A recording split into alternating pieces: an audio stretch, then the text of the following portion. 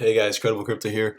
Wanted to make a market update video on progression from the last video that I made and what I'm expecting here and what I'm looking for.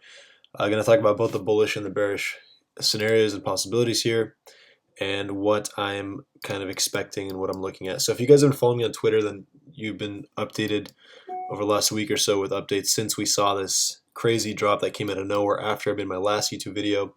Obviously, I wasn't expecting it. I don't think many people were expecting such a drastic drop, but we got it nonetheless, and here we are, and now I'm going to talk about what I'm seeing from here. So regarding the alt setups, obviously this drop had a pretty negative effect on all the alts that we were looking at.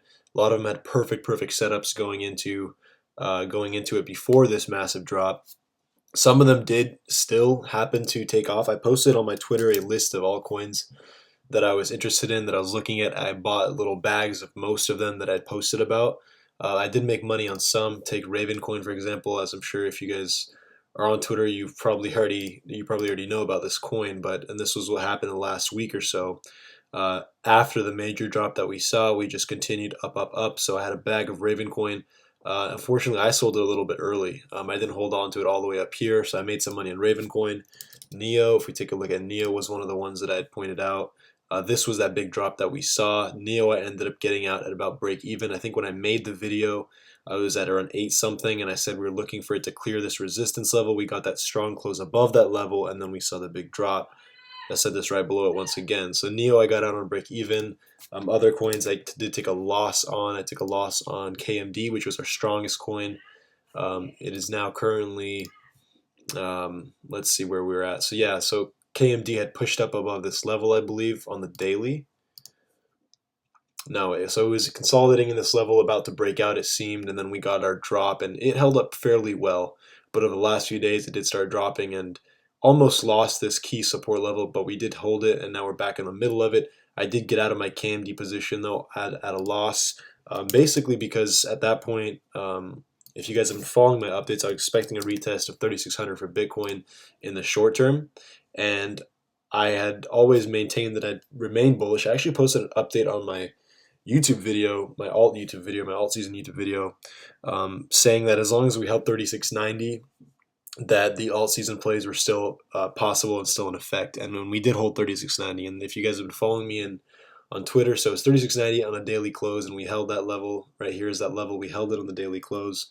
And so I've maintained my bullish bias since that time because we held that level.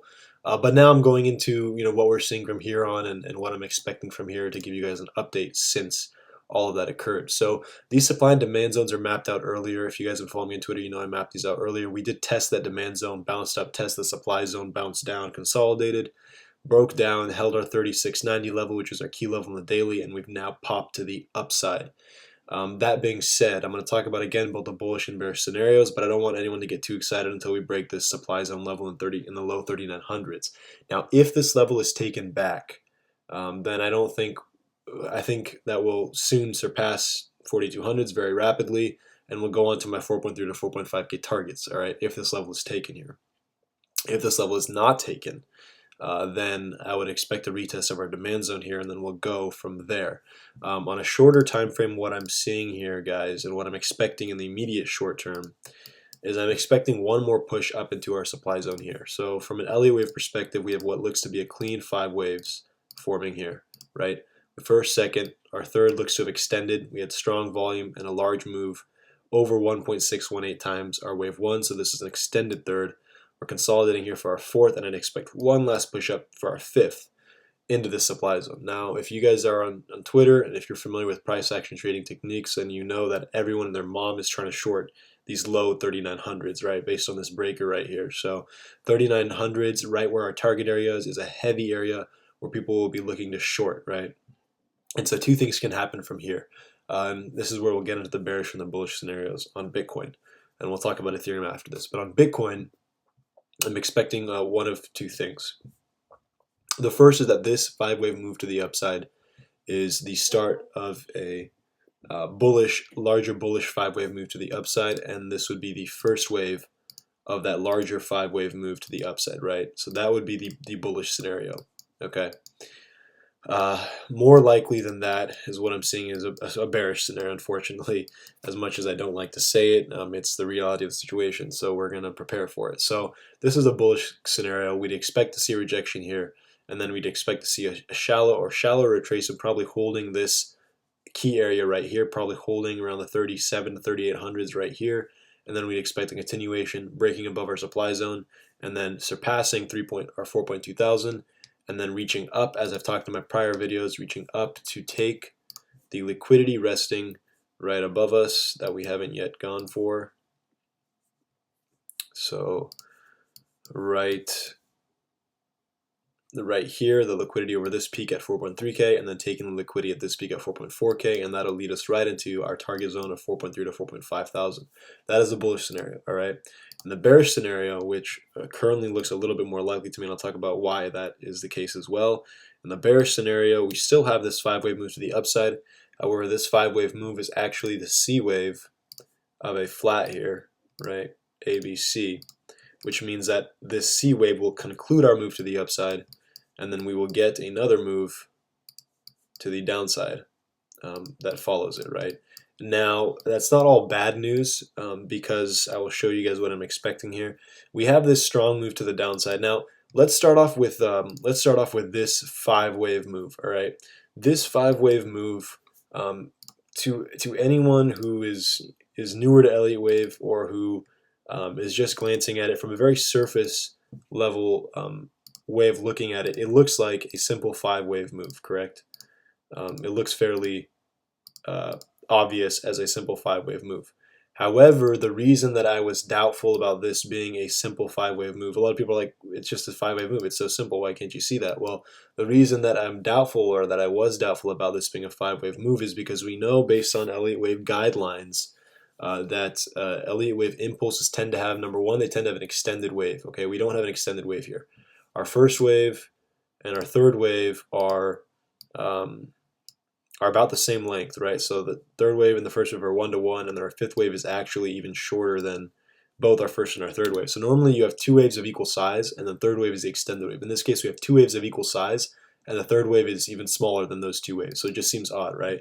The second thing that isn't characteristic of an impulse is that both our wave 2 and our wave 4 had shallow retracements, right? So our wave 2 retraced, and I mean, this wick also is going to skew things a little bit, but our wave 2 retraced just about 50% if we take it from the top of this wick here, right? And then our wave 4 retraced, that must be 20 to 30%. But generally we like to see a deeper wave 2. This was a more sideways wave 2. And then this was also a sideways wave 4. Generally based on the rule of, or the guideline I should say, of alternation, we'd expect to see a deep 2 and then a more sideways 4, something like that. Instead, we got a sideways 2 and a sideways 4, which seems a little off, right? So the fact that we didn't get any extended wave here, we didn't get the alternation that I'd expect. I guess technically 50% could work as a deep move, but that's taking us from the very top of this wick, so I'm not too sure about that either. But as you can see, it looks like a pretty sideways move. But yeah, the fact that we didn't get extended wave, and then we got these sideways moves made me think that maybe this isn't an impulsive move, maybe it's some sort of a complex move or something like that, right?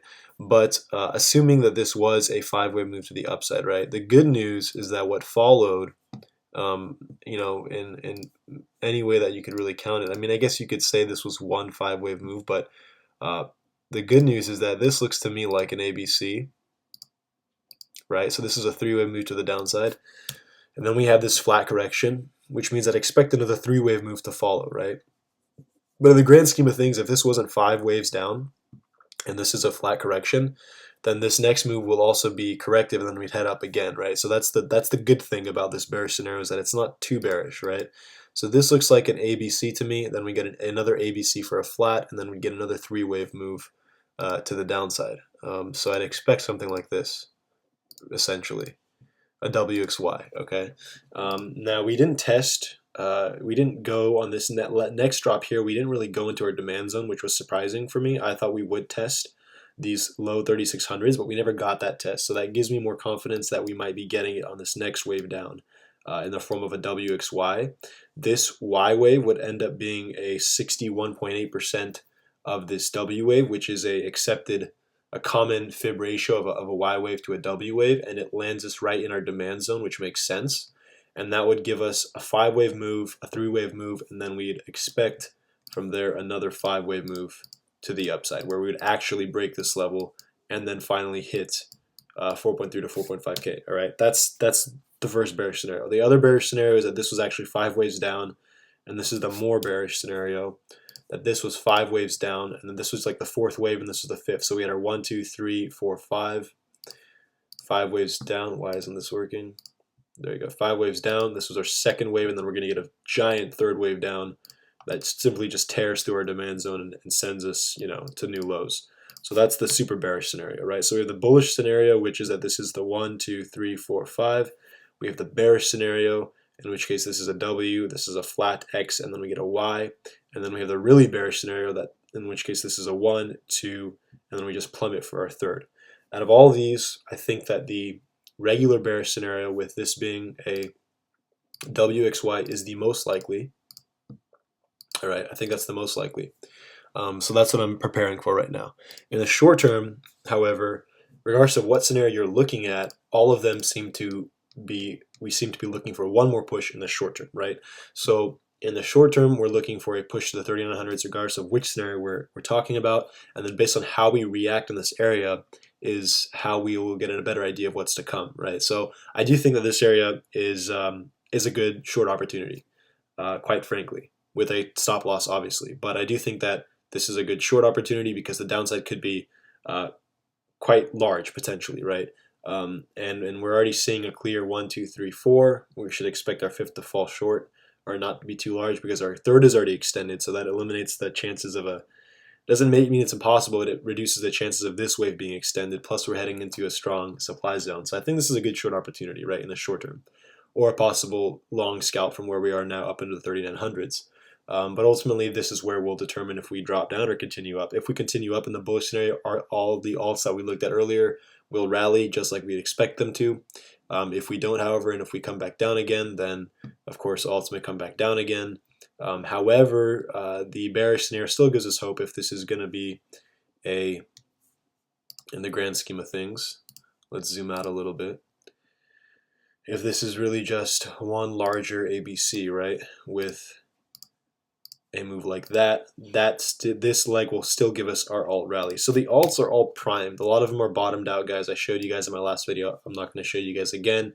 You can look at pretty much any alt chart and see that it looks fairly bottomed out. So that's kind of making me lean more bullish here. But in the short term, I think that we get one more bearish leg down, test this demand zone, and then we pump up, and then we get our alt season. So that was just a quick update, guys, on Bitcoin. I'm going to do a little touch up on Ethereum. It's kind of in a similar situation. Again, we look to be making a 5 waves to the upside. Here's our hourly chart. Look to be making 5 waves to the upside. I actually already played a long scalp off of this level. I longed 134 and then sold at this wick at 139.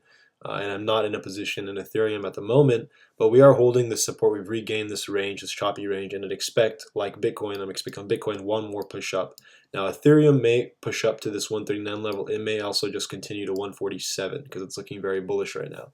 Again, we have that same breaker here at 147 that we have on Bitcoin in the low 3900s. So this is where I'd expect our wall to be in the bearish scenario for both Bitcoin and Ethereum. If Bitcoin manages to break past its respective wall in the low 3900s, Ethereum will obviously continue to the upside as well.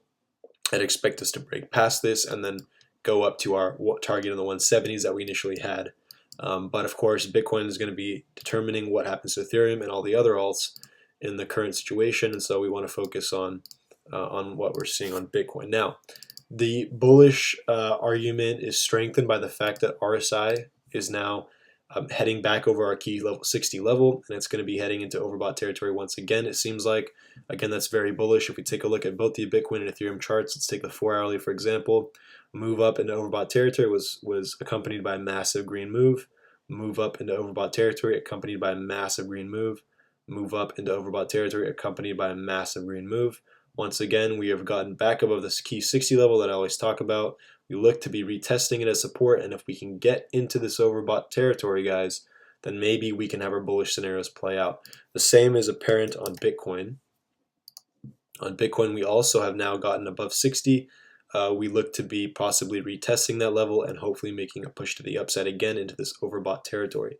Again, move into overbought territory, massive green candle, move into overbought territory, massive green candles, move into overbought territory, massive green candles. So we're hoping for a repeat of that pattern here.